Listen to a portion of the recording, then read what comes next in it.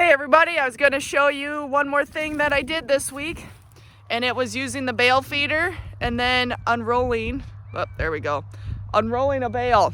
We're going to go take a look at what residue we have left, how well those cows ate it. It's hay's expensive right now due to the drought, and we'll see how well it worked for me.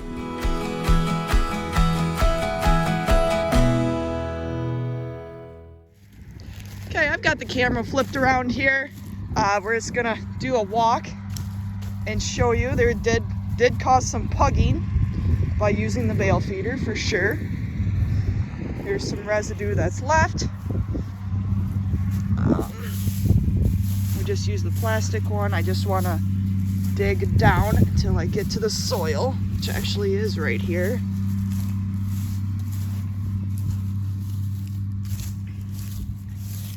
And that's the soil plus a cat. I'm going to jump into the feeder, which needs some help. You can see we got some repairs to do here. And we do have, let me get it so you can see, we do have a small pile of hay here. But honestly, that's the pile because we are down to the soil right here. And you see, look at all those orchard grass seeds. That's crazy. I might have a grass coming next year. So that is what is left in this bale feeder. It is all the same crop hay. Clearly it's not the same exact hay. We didn't just cut the bale in half. And then we got in a rush and we decided, well, we'll just try it, do a trial here and see which ways to go. We also did an unroll right here, and we have an unroll in the pasture that I'll walk down and show you. I'm gonna walk through it and show you the path of the bale.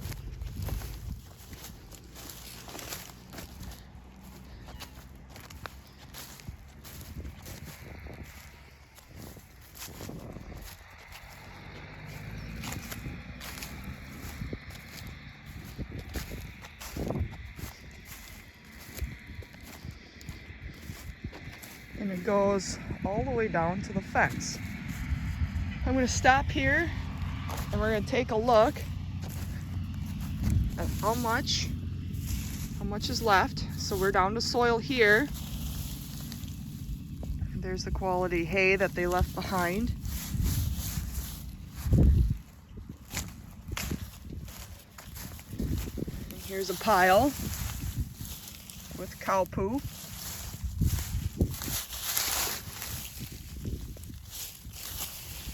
Down to soil.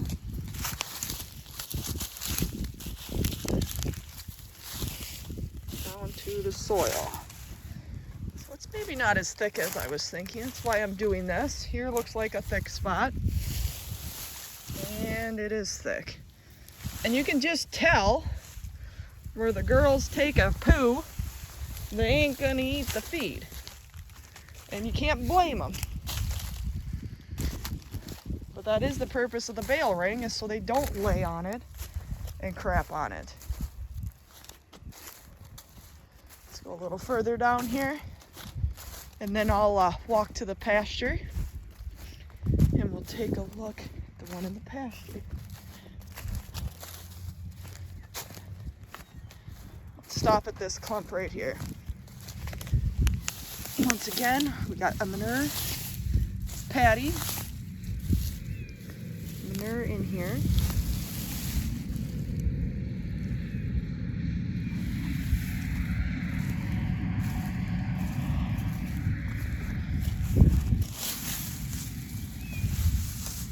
The manure patty here. But once again, they didn't eat that feed because of that. We can start to see why they aren't eating it. And honestly, you know, for this little piece that's here, there really isn't that, you know, where they did eat it, we're down to soil, there isn't that much left. But there's still a heck of a lot more left than what was left in the bale feeder. Keep in mind that the bale feeder had some pugging on it. Yeah, poop again, where I thought there was too much left.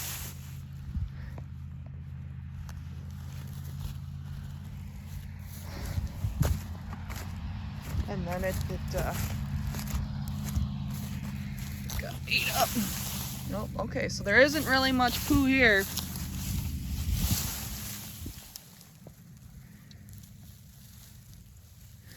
I could have definitely used less. I'd be going through way too many bales if I continue letting them do this, for sure. We unrolled one in the hayfield because we needed to keep the girls, the pasture, because we needed to keep the girls, walk this way, we need to keep the girls happy out here because we were having the calves get vaccinated and castrated from the vet on last Friday. So we needed to make sure that this pasture lasted them. I usually love this pasture. It's right around the road, along the road, gravel road, so I like to take care of it. And I didn't cross over right here. I don't like to be hard on it. But with the drought, I decided that it could probably stand a little beaten up this year. I can't always do it to the other pastures and be hard on them. This one should be able to handle it because of its many rests in the fall the last couple years.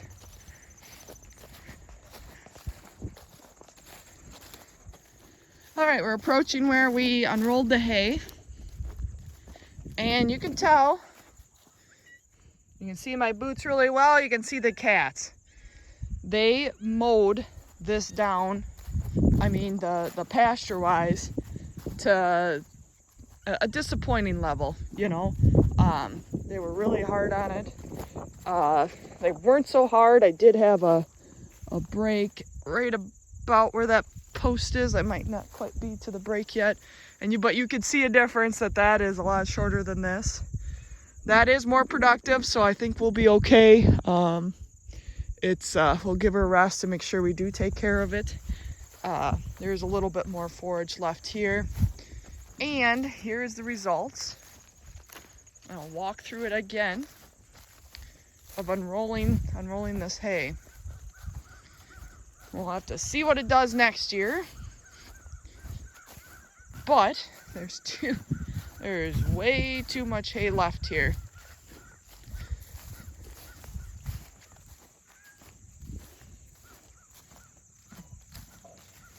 And once again,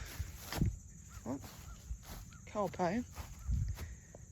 Once again, when I walk through here, if there's a chunk they left, they took a poo there. They aren't gonna eat that.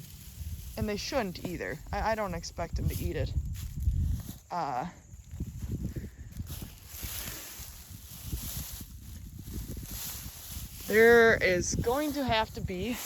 There's got to be a lot of you unrolling hay and having more success than this.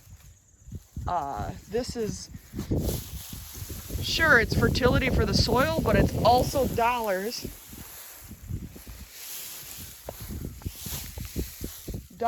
out of my pocket when hay is $150, $200 a ton. Definitely glad I did this.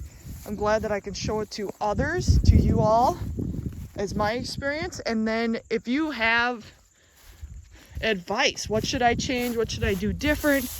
A couple things I thought of is if I'm going to continue to do this, I could run a poly wire right through the middle. So turn it into a feed trough, and just run posts and put a real small energizer on it with my Gallagher posts. Stick them in the ground, they'll be my ground. And then it would turn more into a feed trough so that they could only bring their head, if I do it in the center like this, they could only bring their heads in from here or from here where that line is. And they would have to defecate there and there, which is the end we want, versus walking through it and cropping here and there and there and there and there. And then they don't want to eat it. So that is something I've thought of, because we will be feeding them out in corn stalks this year. But I will say, I am really disappointed on how they ate this. And this morning too, they're on the other side of the barn. There was probably, I don't know, 10 of them in the yard chewing on hay. So it's not that the hay is bad, and they have the option to go chew on grass.